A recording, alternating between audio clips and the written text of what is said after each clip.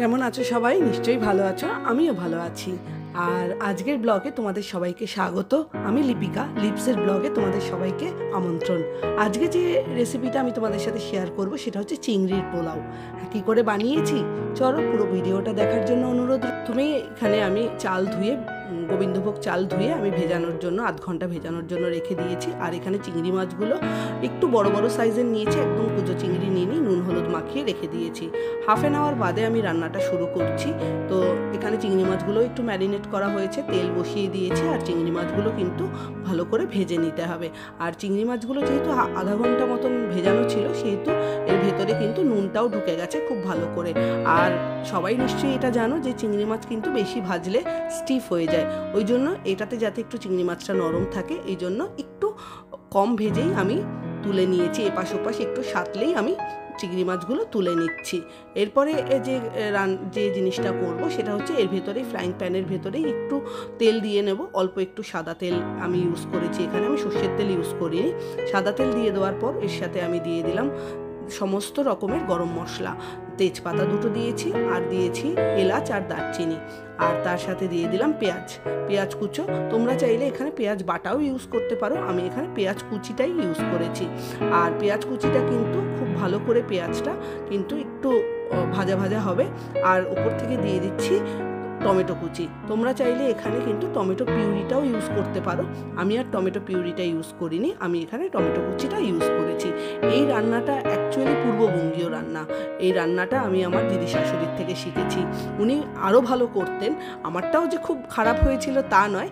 এর উপরে দিয়ে দিচ্ছি আদা বাটা 1 চামচ, রসুন বাটা, আর তার সাথে সমস্ত রকমের যে মশলা আছে সেই মশলাটা আমি এতে দিয়ে দেবো। যেটা বলছিলাম যে এই রান্নাটা আমার দিদি শাশুড়ি ভীষণ ভালো করতেন। আমি বিয়ের পর আসাতেই উনি আমাকে এই রান্নাটা করে খাইয়েছিলেন, এত সুন্দর লেগেছিল। আমি দিদুর থেকে এই রান্নাটা শিখে নিয়েছি।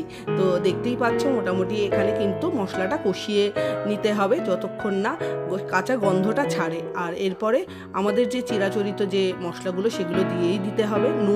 আর নুনটা আগে দেবো না, কেন কি নুনটা আগে দিলে কিন্তু জল ছেড়ে যাওয়ার চান্সেস থাকে। তো আমি নুনটা ওই জন্য পরে দিচ্ছি, একটু ভাজা ভাজা হয়ে যাওয়ার পর। তো নুন দিয়ে দিলাম, আর তার সাথে দিয়ে দিচ্ছি হলুদ, 1 চামচ মতন হলুদ দিয়ে দিলাম। আর এর সাথে আমি কাশ্মীরি লঙ্কার গুঁড়িটা ইউজ করব। এর সাথে তোমরা চাইলে কিন্তু কাশ্মীরি লঙ্কার গুঁড়িটাও নাও ইউজ করতে পারো। আর ঝাল যে যেরকম খাও সেরকম ইউজ করবে। তো আমি এখানে খুব বেশি ঝাল আমার বাড়িতে খাওয়া হয় না, ওই জন্য 1 চামচ কাশ্মীরি লঙ্কার গুঁড়ো আর 1 চামচ আমি লঙ্কার গুঁড়ো ইউজ করেছি। তো পুরো জিনিসটাই কিন্তু ভালো করে কষিয়ে নিতে হবে। আর কষানো ততক্ষণ অবধি কষাতে হবে যতক্ষণ না অবধি তেল বেরিয়ে আসে। আর তার সাথে দিয়ে দিলাম একটু জিরের গুঁড়ো আর একটু ধনের গুঁড়ো। তো পুরো ব্যাপারটা কিন্তু ভীষণ কম আঁচে করতে হবে, খুব বেশি আঁচে কিন্তু মশলা ধরে যাওয়ার চান্সেস থাকবে। আর জলের পরিমাণ, জল দেব, সামান্য পরিমাণ জল দিয়ে মশলাটুকু কষাতে যতটুকু জলের প্রয়োজন ঠিক ততটুকু জল আমি এখানে ইউজ করছি।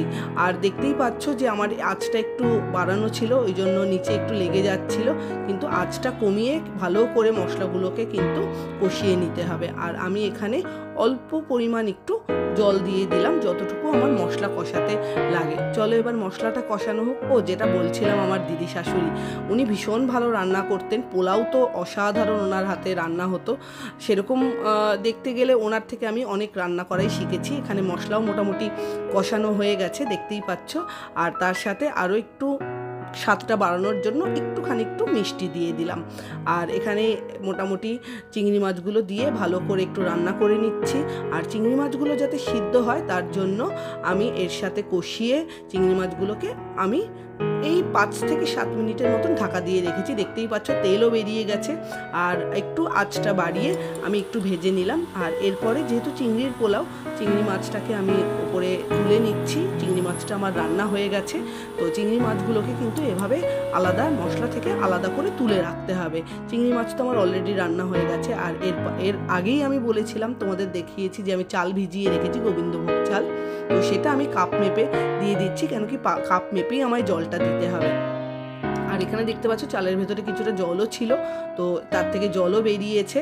তো মোটামুটি পুরো মশলাটা কিন্তু চালের সাথে মিশিয়ে নিতে হবে। যতক্ষণ না অবধি চালের সাথে পুরো মশলাটা মিশে যাচ্ছে ততক্ষণ কিন্তু এভাবে একটু নেড়ে চেড়ে তোমাদেরকে দিতে হবে। আর নুন তোমাদের স্বাদ মতন। আর আমার ফ্রাইং প্যানে হচ্ছিল না, সেই জন্য আমি এটাকে কড়াইতে ট্রান্সফার করেছি। তো ফ্রাইং প্যানে ভাতটা হলে বা ফুটে গেলে তো অনেকটা হয়ে যাবে পরিমাণ মতন, তো অনেকটা ওই জন্য আমি ফ্রাইং প্যান থেকে আমি কড়াইতে শিফট করেছি। আর এই যে আমি ঢাকা দিয়ে অল্প আছে, এখানে আমি কতগুলো কাঁচা লঙ্কা দিয়ে দিলাম আর দিয়ে দিচ্ছি পরিমাণ মতন জল। পোলাওতে কিন্তু কাপ মেপেই যেহেতু আমি চাল দিয়েছি, সেহেতু আমি কাপ মেপেই কিন্তু আমি জলটা দিলাম। এবার আমি ঢাকা দিয়ে কম আঁচে আমি রান্না করব। দেখতেই পাচ্ছ এরকম ঝুরো ঝুরো রান্না হয়ে গেছে আমার পোলাওটা রান্না কিন্তু খুব ডিফিকাল্ট। এটাতে জলের পরিমাণের ওপর ডিপেন্ড করে। জল যদি বেশি হয়, জলের মাপটা যদি ঠিক না থাকে, তাহলে কিন্তু পোলাও লেগে যাওয়ার চান্সেস থাকে। তো আমার মোটামুটি পোলাও হয়ে গেছে। তো পোলাওয়ের সাথে আমি চিংড়ি মাছগুলো এর সাথে আমি অ্যাড করে দিয়েছি, যেগুলো আমি তুলে রেখেছিলাম। তো মোটামুটি আমার চিংড়ির পোলাও রেডি। এটাকে এবার আমি ভাপেই রেখে দেব। চালটা আরেকটু সিদ্ধ হবে, এটা আর জল দেব না, কেন কি জল দিলে কিন্তু একেবারে স্টিকি ব্যাপারটা চলে আসবে। এটা যাতে ঝুরো ঝুরো হয়, পোলাও তো ঝুরো ঝুরো খেতেই ভালো লাগে। তো এই যে আমার রেডি হয়ে গেছে চিংড়ির পোলাও।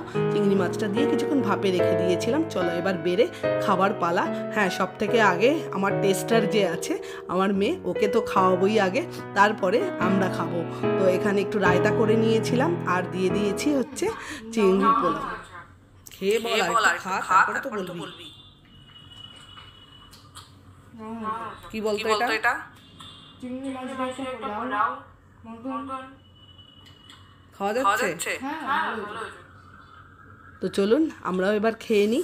এই ব্লগটা কেমন লাগলো অবশ্যই জানাবেন, আর ভালো লাগলে একটু লাইক সাবস্ক্রাইব করে দেবেন। থ্যাংক